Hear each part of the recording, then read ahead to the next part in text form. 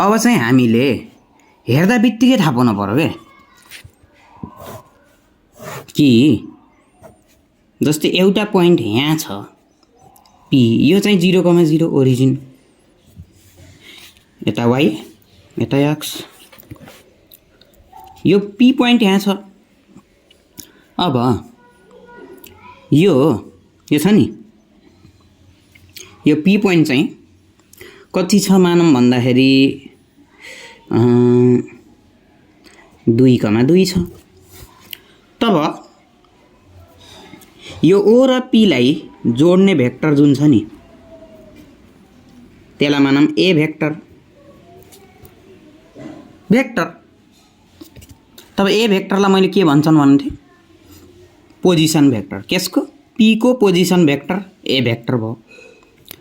भनेपछि पी को position vector ए भेक्टरलाई AXI plus AY जे लेख्न पाइन्छ भनेको थिएँ। भनेपछि ए भेक्टर भनेको AX भनेको यो अगाडिको 2I प्लस AY भनेको पछाडिको 2J। भनेपछि हामीले हेर्दा बित्तिकै जस्तै पी भनेको 2,2 देख्यौँ भने पोजिसन भेक्टर हेर्दा बित्तिकै 2I प्लस 2J लेख्न सक्न पर्यो। यति भयो। अब यो पी भयो, यो पीमा एउटा मान्छे थियो अरे। अब तँ यसरी हिँडी कुन बाटो हिँड्यो थाहा छैन है।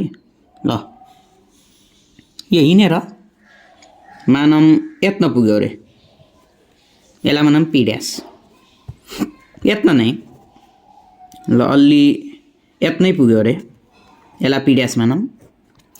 यो चाहिँ 4,3 छ अरे।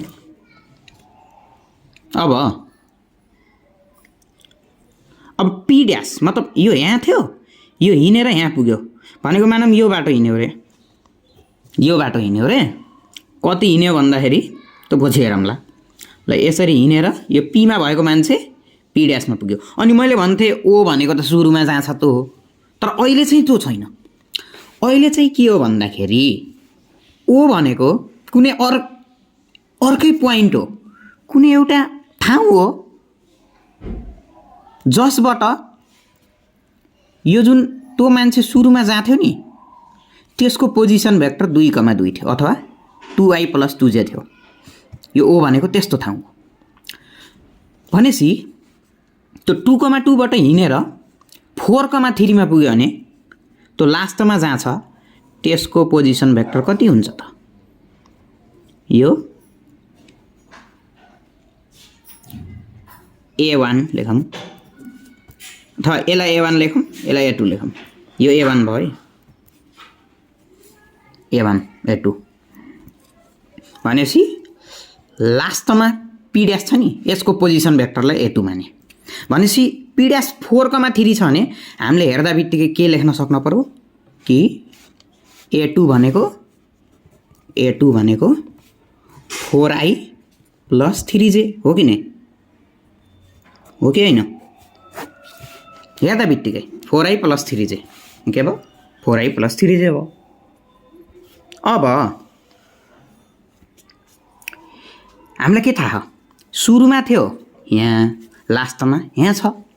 सुरुको र लास्टको पोइन्टलाई यसरी एउटा सिधा लाइनले जोड्ने। अनि यो दुईटा पोइन्टलाई सिधा लाइनले जोड्दा यो लाइन जति लामो छ नि त्यसलाई के भन्छ? डिस्प्लेसमेन्ट भन्छ कि नै? डिस्प्लेसमेन्ट भन्छ नि, डिस्प्लेसमेन्ट भन्छ।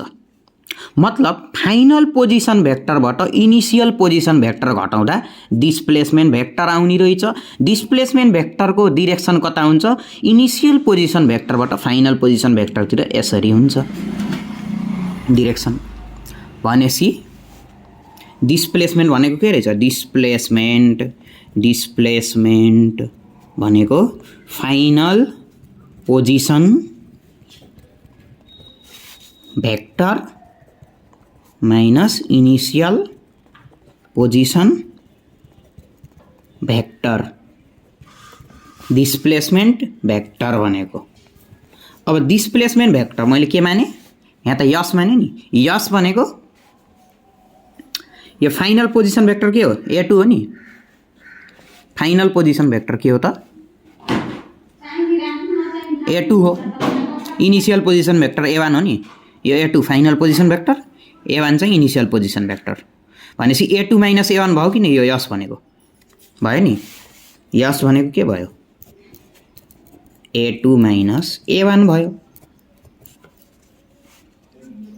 भनेपछि यस भनेको कति भयो A2 4i plus 3j minus 2i plus 2j के भयो त 4i plus 3j minus 2i plus 2j यति भयो 2j यति भयो भनेपछि यस भनेको के आयो 4i plus 3j minus 2i यो minus into plus minus 2j भनेको के आयो यो i र i कमन आयो भने यहाँ के बच्यो 4 माइनस 2i भयो प्लस यो j र j कमन आयो 3 माइनस 2j भयो भनेपछि कति आयो 2i प्लस 1j भनेको j प्लस 1j यस भनेको कति आयो त यति आयो भनेपछि डिस्प्लेसमेन्ट निस्क्यो कि नै डिस्प्लेसमेन्ट निस्क्यो नि किनकि यसमा म्याग्निट्युड पनि लुके छ डिरेक्सन पनि लुके छ कसरी त्यो त मैले गर्न सिकाइसकेको कसरी भन्दाखेरि डिस्प्लेसमेन्टको म्याग्निट्युड यसरी लेख्छ नि यो डिस्प्लेसमेन्ट हो यसको म्याग्निट्युड भनेको अन्डर रुट यो आई को अगाडि 2 को स्क्वायर प्लस यो जे को अगाडि कति छ 1 को स्क्वायर यो हो नि भनेपछि अन्डर रुट 2 दुना 4 5 5 आयो अब tan थीटा भनेको के हुन्छ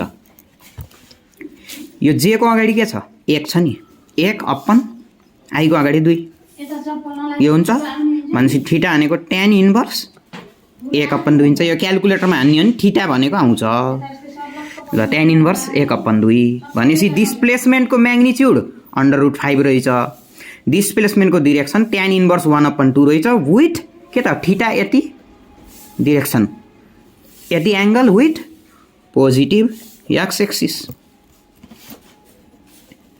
पोजिटिभ एक्स एक्सिस किनकि यो जे को जे तिरको कम्पोनेन्ट